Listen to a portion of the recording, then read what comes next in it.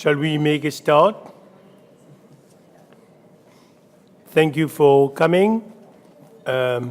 This is day 2 of the conference, and the chairman is Dr. François Théron from South Africa, Pretoria, from South Africa.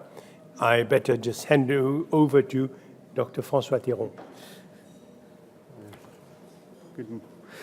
Good morning. Oh, yeah, I already broke the thing and I haven't started yet. Okay. Good morning, everybody, and welcome. I think we're going to change gears today. We had a wonderful day yesterday, and I think I certainly learned a lot. As always, I think the biggest benefit of attending these things, usually, even no matter how many years you've devoted to coming to meetings like this, every time there's something new, and I hope you all experienced that as well.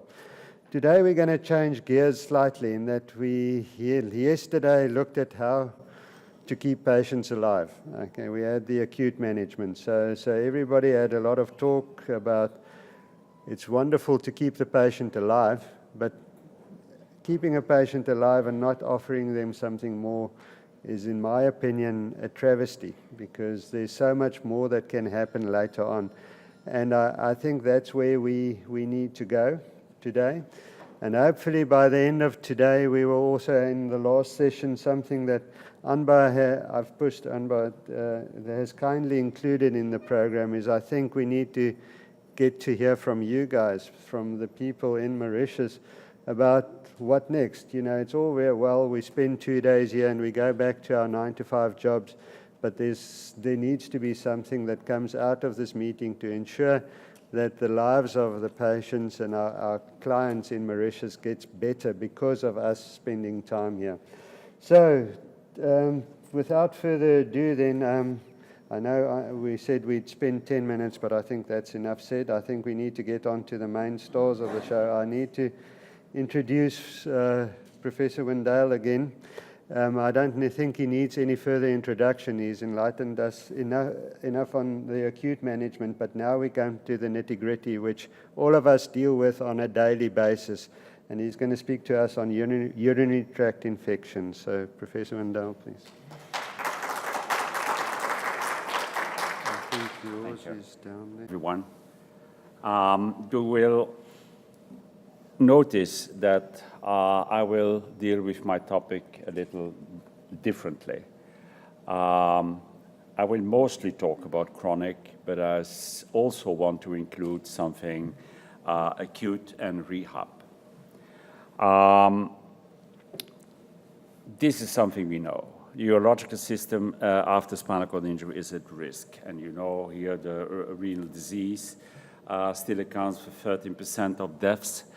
And the worrying thing is that if you go to look with specific tests like renal plasma flow measurement and renogram, that you find that 35% of the individuals with spinal cord injury have abnormal results. You don't see it on the picture.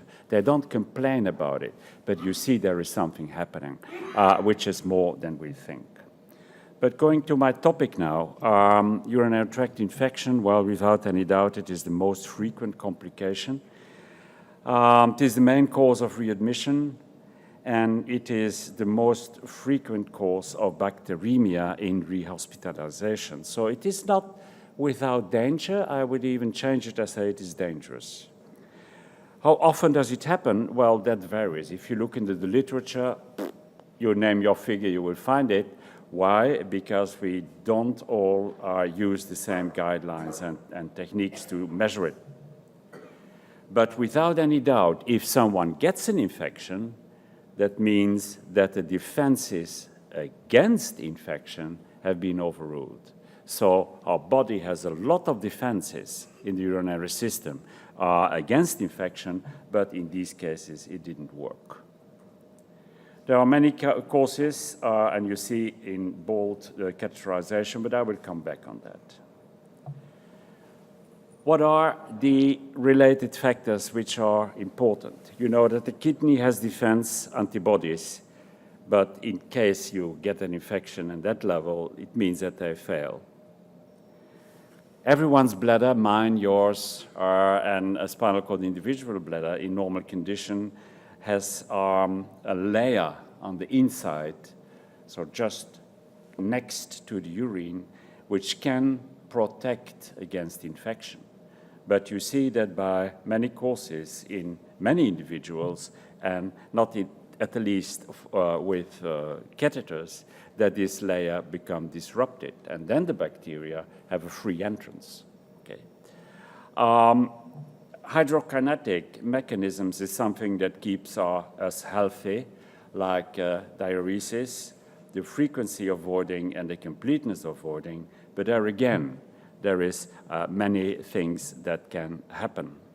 And then defense in other organs under the bladder, like in prostate, come back on that. We know that if you have an evolution, like for instance on a spastic bladder, but also on a flaccid bladder, that the bladder wall integrity can become disrupted, that you can develop diverticulae, and diverticulae will keep urine in, so that it's easy to get infection there. Reflux, the same thing, the urine never completely empties. That there is less vascularization related to the grade of filling, and vascularization is where you get your defenses from. And then, of course, something that is hardly possible to avoid is foreign material, and especially catheters. We have seen it yesterday. You need catheters. You can't do without catheters. So if you use catheters, well, there you are.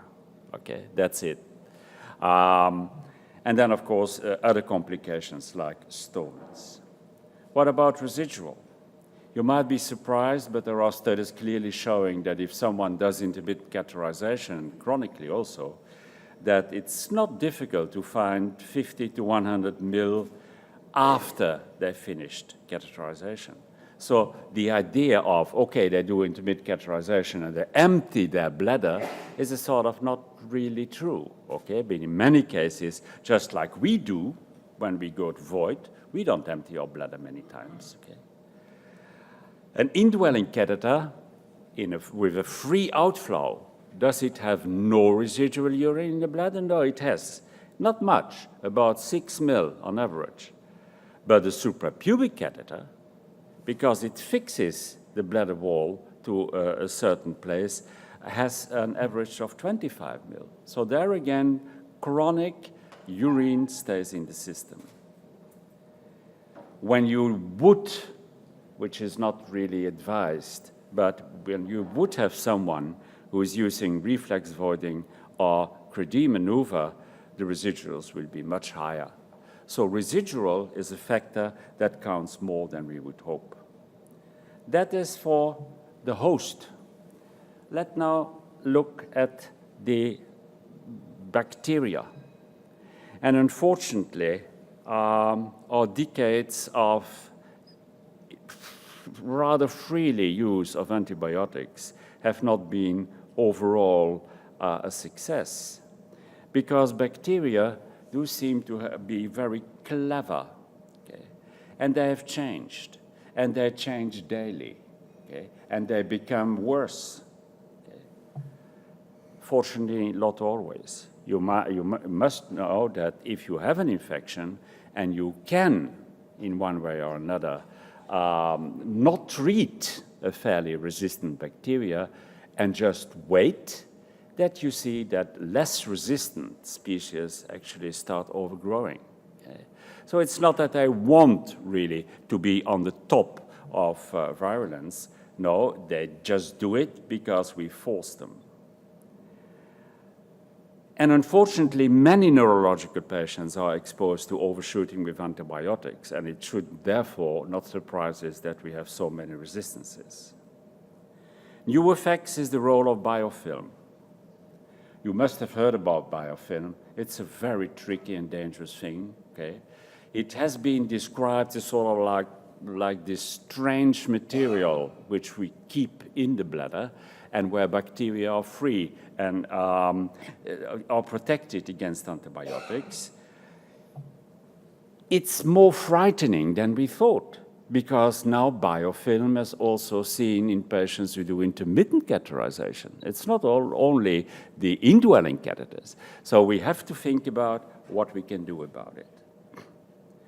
Let's go back to practice now. When a patient comes in, acute, or in the hospital, it's a very, very tiny percentage of them who have a urinary tract infection. So they come in the hospital with sterile urine, okay? Vast majority of them. And then, of course, they have the urinary catheter with very frequently UTI consequence. And then you have the rehab and the follow-up. And there you don't only have all these factors that I told you, but you see much more and more an interference with neurogenic bladder dysfunction and neurogenic bowel dysfunction, because that's also something we have to think about. Infection of the urinary tract is much more easy if your bowel does not function like it should, because the bacteria just cross borders. Okay? They run from one system into the other, and that is frightening. Most will have a transurethral indwelling catheter, I think, and if you have such a system in the acute stage, you can accept that 5% of your patient every day, new 5%, will get infected. And so the longest you will keep them sterile with urine is about a week. That's why we try to change the catheter so regularly, okay, so to prevent it. You know, the bacteria growth usually is very high growth and a lot of pyuria, and often the bacteria are gram-negative. So what can we do against it? And it's amazing because the most important thing is hardly used. We have to take care of the meatus of the urethra, not very much, but not put antibiotics on it or something, but a sort of get it clean and keep it clean, but then the closed drainage system. The closed drainage system, I don't know if you're familiar with this system in acute stages, but it means that you put a sac of urine, the bag, on the catheter and never get them separate until you take out the catheter. And this has been shown to decrease the risk of infection by 70%. And still it is practically never used. Okay? It's something amazing. It's easy to do, but it's very, very little. Then, of course, the valves in the sacs, the broad and long connecting tubes, and then there have been industry developing special type of catheters like silver coat and so on and so on. They all have perhaps a limited role. Very important in the ward is, of course, the general hygiene, the hand of the carers that carry the bacteria. It is good to try to use an indwelling catheter as short as possible, but it will mostly be a couple of weeks. Some have tried to separate catheterized patients on the ward. It's not easy. Okay? There are negative feelings about it, and there are negative practical aspects about it. What should we not try, because completely useless, in the acute stage are putting antibacterial solutions in the bladder, inject them, because you have to open your closed system also, to give a very high diuresis. And I'm talking about 4 liter, 5 liter, okay, and a free catheter outflow. It doesn't help you prevent infection. Why not? Because the infection in many cases just goes from the outside of the catheter and still reaches the bladder. To give chronically peroral antibiotic is not, and then the big danger, unindicated bladder rinses. It is so fixed in human habits that if one has a reservoir, one wants to clean it, well, I would say try to abstain from that. Suprapubic catheter and infection prevention, almost the same. Closed drainage system, but there, of course, you have to take care for the puncture place. And the rest is the same, okay? The only thing is that if you keep a closed drainage system, it's easy for a month and a half to keep the infection out. And especially is, but not surprising, is that the infection for a transurethral catheter is usually gram-negative. And in these cases, usually it starts gram-positive because they are skin bacteria.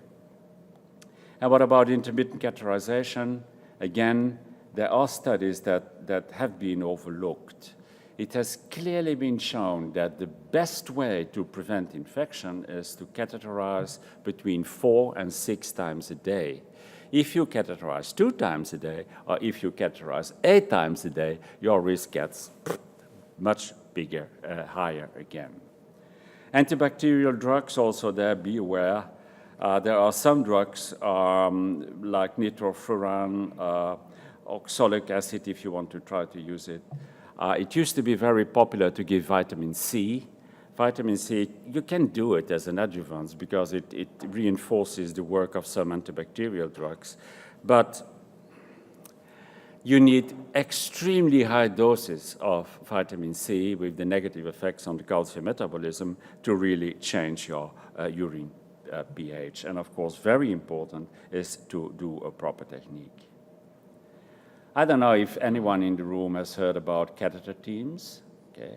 It was Rosemary Linden in the United States that actually invented the system where all catheterizations were done by the same person. Okay. Not cleaning bowel and then go to catheterization and then cleaning an infected area and then go to catheterization, or they just walk with their trolley around and catheterize everyone. It's not overall very much used, I think, but it is important. The diagnosis of infection, you know how it is done. There are different techniques how it can be done, but don't forget, and it is a danger that we underestimate, if you take your sample, even in the best way, and if you leave your sample somewhere on a table for an hour or two, your results of the examination of the urine will be not correct. Okay? So it needs to be fresh and it needs to be quick. Okay? And when I counted that an hour between taking an examination in the lab should not exceed an hour. But then, as already told yesterday, clinical observation is extremely important because many patients with a spinal cord lesion lack the symptoms to tell you, I feel that I have pain or something, because they don't feel it. So then you have to look at leakage, at smelly, cloudy urine, when there are small stones that come out, when they have fever, of course, or other signs of infection, and when you see the autonomic dysreflexia just going up. Okay? Think about that it can be infection. And in the rehabilitation period, the prevention of urinary tract infection corresponds very much with what we do in the acute phase, depending on what drainage technique of the bladder we use. Clean intermittent catheterization gives the best results. But that doesn't mean that patients on CIC are infection-free, because they are not. They also will get infection now and then. And it has been calculated, there have been studies, and then you read a figure like 10.3 prevalence per 1,000 patients a day. I always find it very difficult to imagine what it actually means, okay? But it means it's not very, very high, the incidence, but still it's there. And you know, there are other studies showing that especially in children or when there is an overdistension of the bladder, the risk gets higher. And then if you have an indwelling catheter, then of course you talk quite differently with a very high number. What can you do then to prevent urinary tract infection during the rehabilitation phase? Well, you have the general prevention against the nosocomial infections, a very, very strict antibiotics policy. And it's good to try to avoid a permanent catheter. It's not always possible. To avoid bladder overdistension, that can mean blockage of catheters or infrequent catheterization, and then the improper technique. And in the long term, and now finally we come to where I should have started, the prevention is actually very similar to what has to be done in the rehabilitation phase. But you must accept, if someone goes home with a chronic suprapubic catheter or a transurethral indwelling catheter, they always will get bacteriuria, okay? It's inevitable, okay? The system is there, the bacteria are there, but that doesn't mean that it has to create symptoms.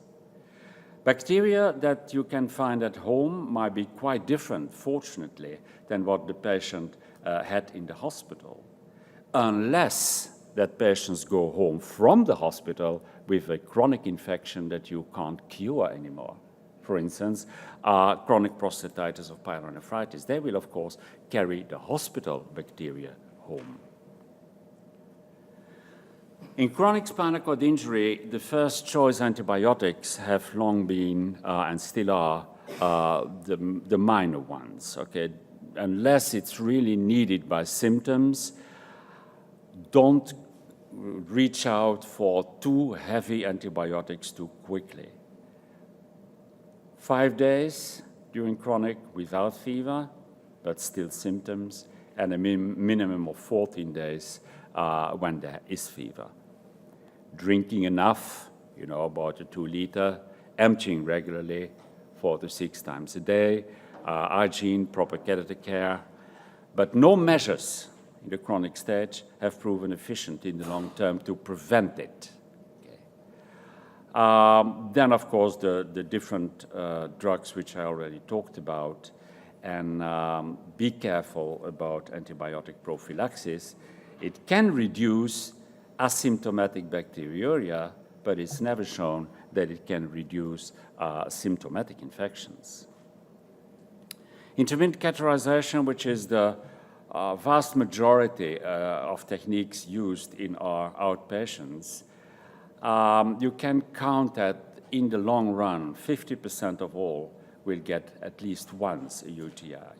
And you know the preventers, I already told you that, and what you can eventually, if there is repeated or recurrent infections with symptoms, that you can treat with these drugs.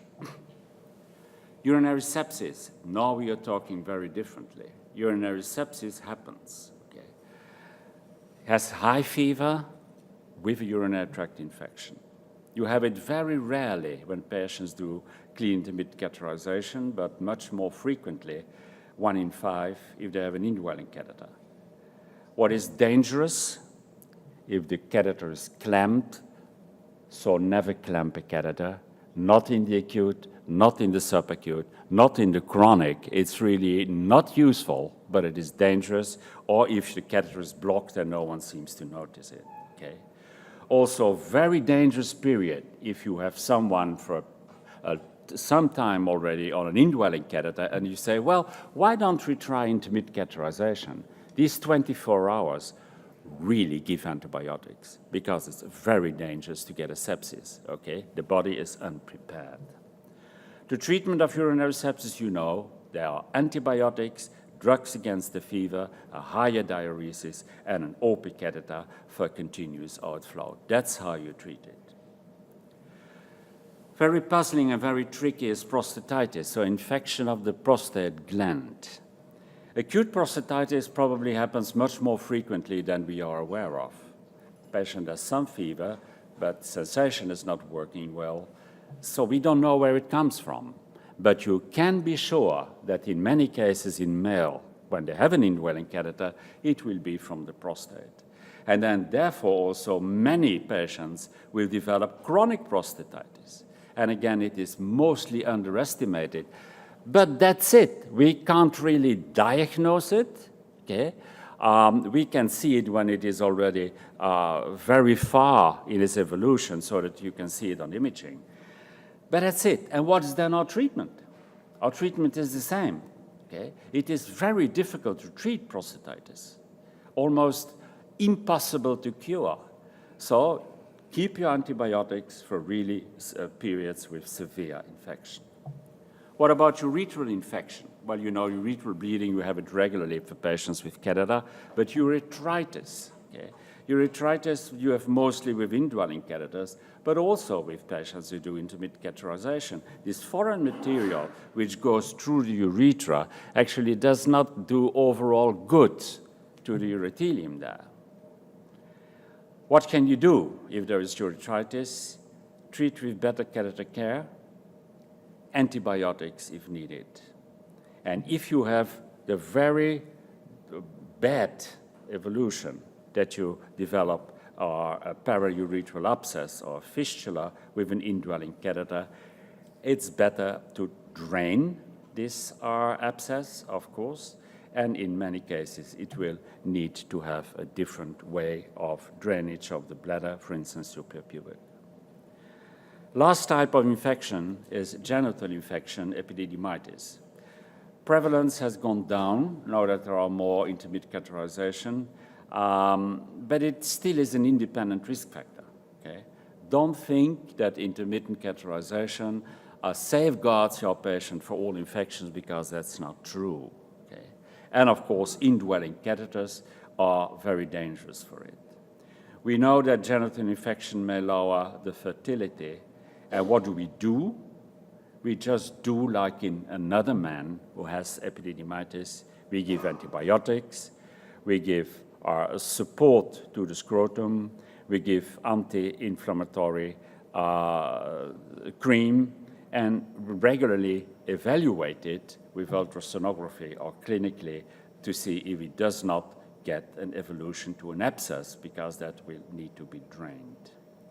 So that was our sort of overview of urinary tract infection that I wanted to give you. There is a lot at hand, but there are so many simple things that we could use to lower the risk, and that amazingly we not often use. Okay? And that should be a way of reflection. Thank you for your attention. Thank you.